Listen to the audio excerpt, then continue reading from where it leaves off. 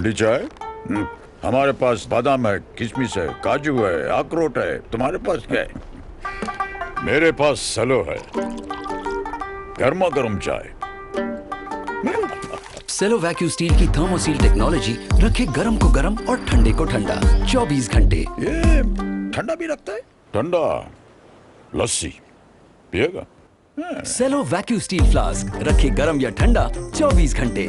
नमो रिहंताणं नमो सीताणं नमो यर्याणं नमो जयाणं नमो रोय सुपसावणं येषु पंचन्मकारो सपपापप्रणाशनो मंगलानंच सब्देसिं पद्मं हवै मंगलम मंगलम भगवान वीरो मंगलम गौतम प्रभु मंगलम सूर्यभद्राद्या जैनो धर्मोस्तु मंगलम अंगूठे अमृतवसे लौकिकना भंडार श्री गुरु गौतम समरिये वांछित फलदाता। ज्ञानदान क्रियाशील तपस्या आगे सुप्रलेखा भक्ति सूर्य आचार्य प्रेम सूर्य आचार्य जयंतु जैन शासने अज्ञानदम निरंदानम ज्ञानाय जन शलाकया नेत्रमुन्मीलितं येन तस्मै श्री गुरुवे नमः। तस्मै श्री गुरुवे नमः। तस्मै श्री गुरुवे ध्यान मूलम गुरुर्मूर्ति पूजा मूलम गुरुर्पदम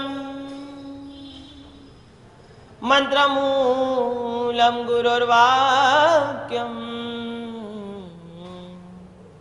मोक्षमूलम गुरु कृपा। जिया जिया सदा जिया प्रेम सूरिर्महामना सौम्य मूर्ति दया पूर्णो जैनाचार्यो वरप्रदम्।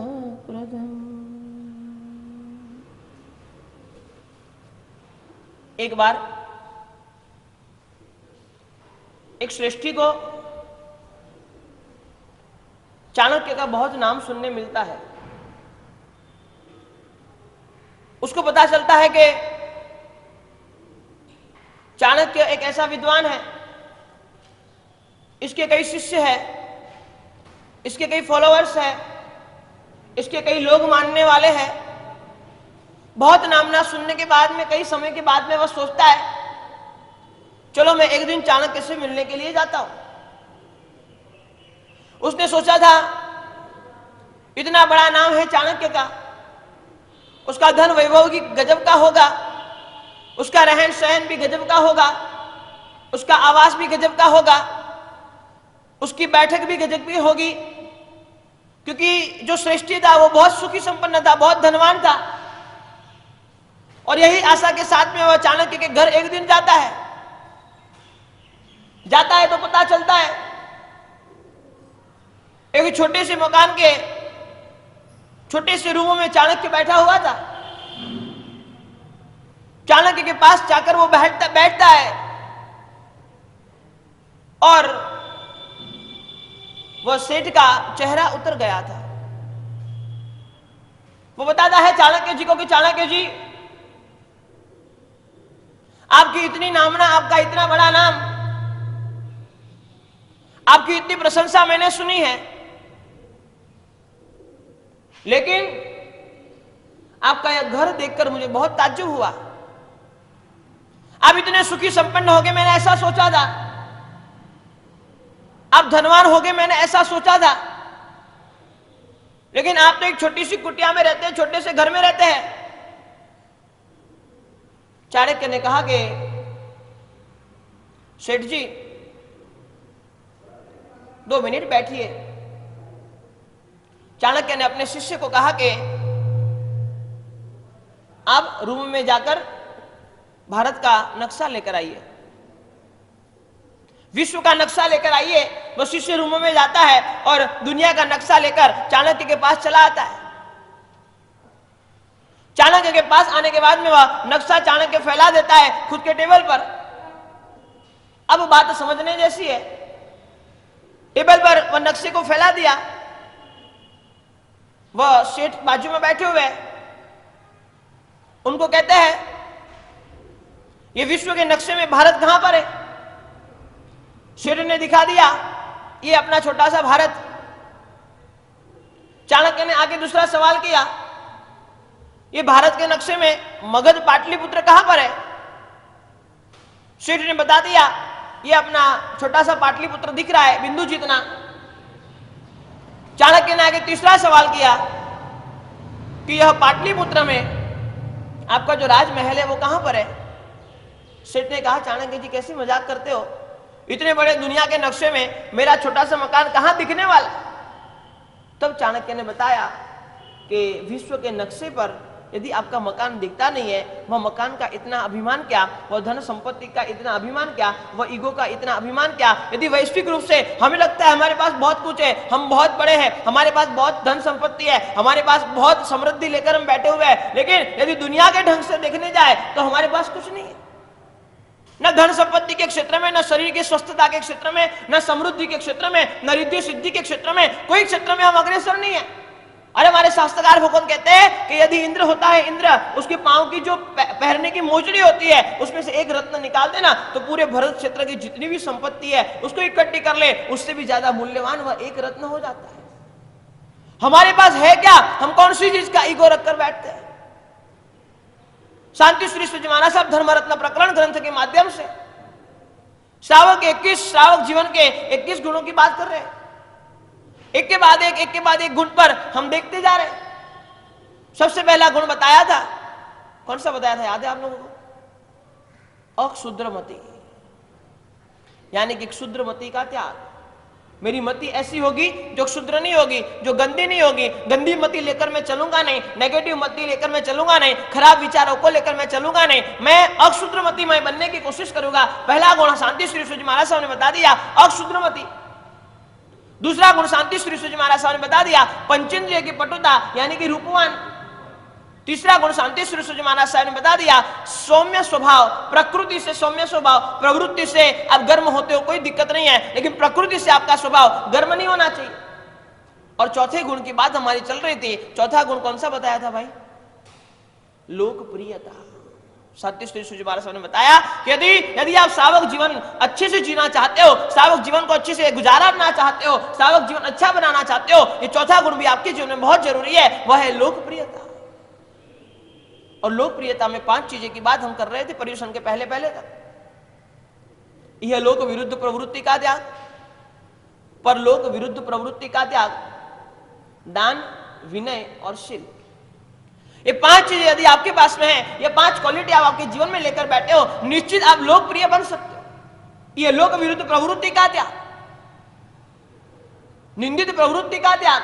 ऐसा कोई भी कार्य मेरे जीवन में ना हो जिसको देखकर दूसरे किसी को मेरी निंदा करने का मन हो जाए। पर लोक विरुद्ध प्रवृत्ति का त्याग, किसी की निंदा मुझे करनी नहीं है, चाहे दुर्गुण किसी के भी जीवन में मुझे दिख जाए, चाहे दुर्जन से दुर्जन व्यक्ति मुझे दिख जाए, लेकिन मुझे किसी की निंदा करनी नहीं है। और तीसरी क्वालिटी बताई थी दान। पर्यूषण महापर्व के पहले 1 हफ्ते तक हमने दान की बातें की थी। दान के 5 भूषण, दान के 5 दूषण। दान किसको कहते हैं? दानम वपनम। बोना दान है, देना दान नहीं है। कितने प्रकार के दान होते हैं, किस तरह से दान दिया जाता है, कैसे भाव के साथ में दान देना चाहिए, 1 रुपए के दान को 1 करोड़ का हम कैसे बना सकते हैं, सब चीजें हमने दान के क्षेत्र में देखी थी। और अब हम बात करेंगे विनय के क्षेत्र में। 3 चीजें की बात मैंने शुरू की थी कि मर्मस्थान अहंकार।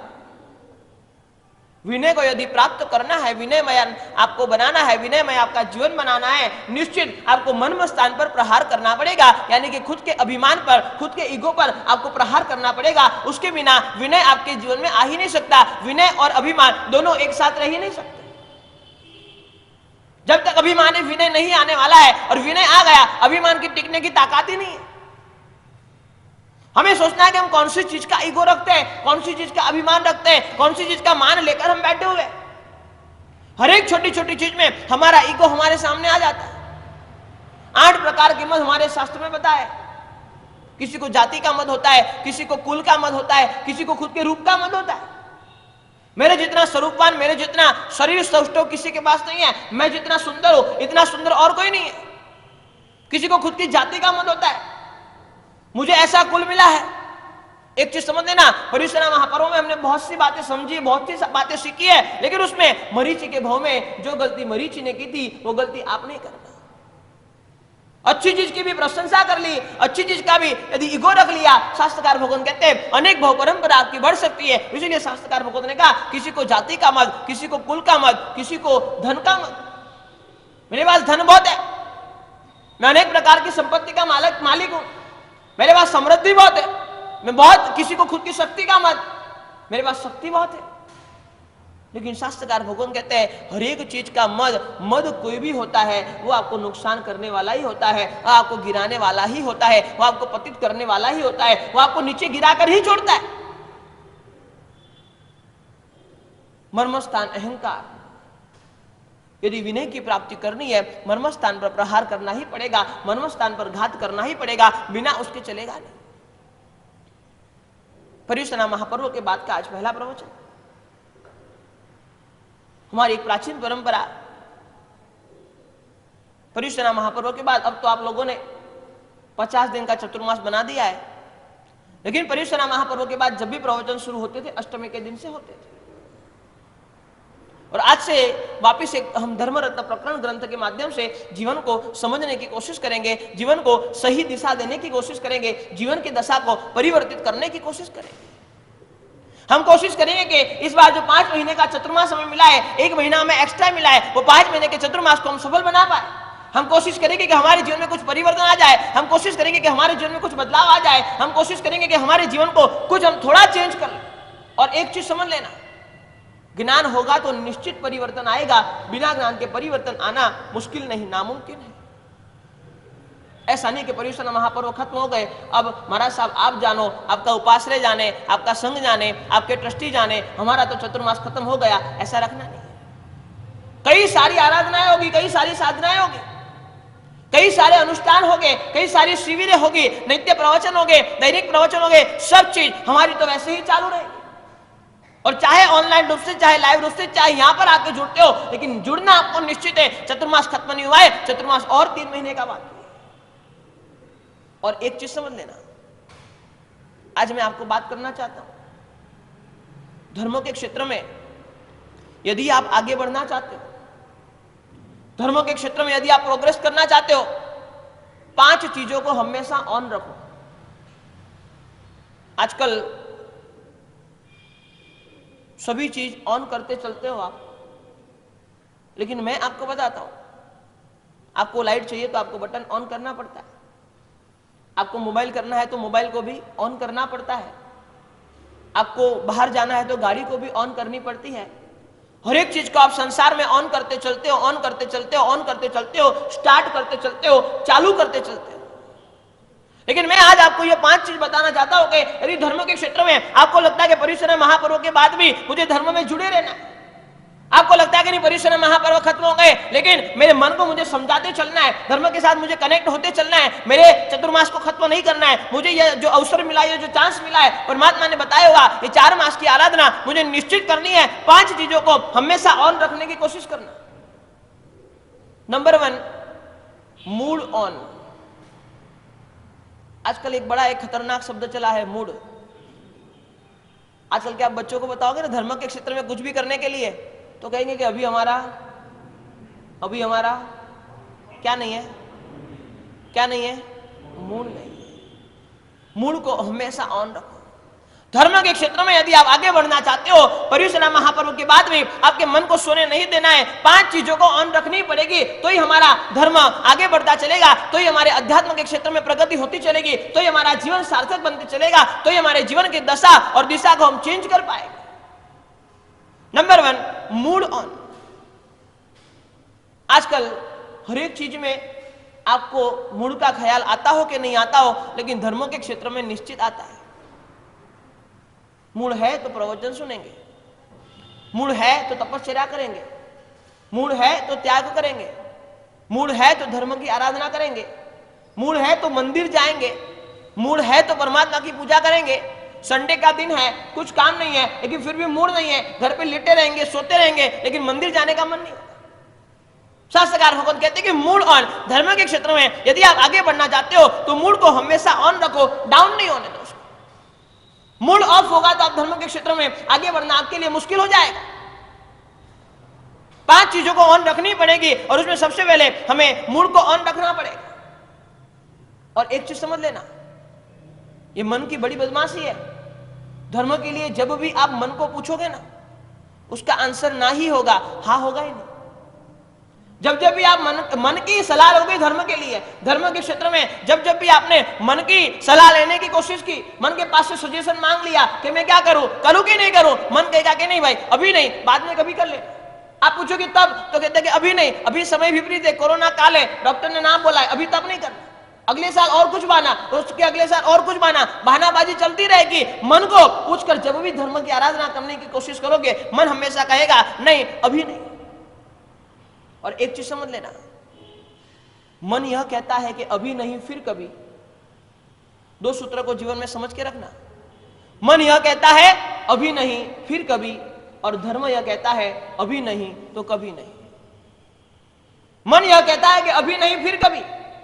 मन कहता है कि धर्म की आराधना अभी नहीं फिर कभी कर लेंगे, ये चतुर्मास तो शांति से बिता लेते हैं, अगले चतुर्मास में देख लेंगे, अगले चतुर्मास में आराधना कर लेंगे, अगले चतुर्मास में दान कर लेंगे, अगले चतुर्मास में तप कर लेंगे, अगले चतुर्मास में त्याग कर लेंगे। मन हमेशा, मन के पास से आप जब भी धर्म के क्षेत्र में पूछने जाओगे, वो बोलेगा अभी नहीं फिर कभी।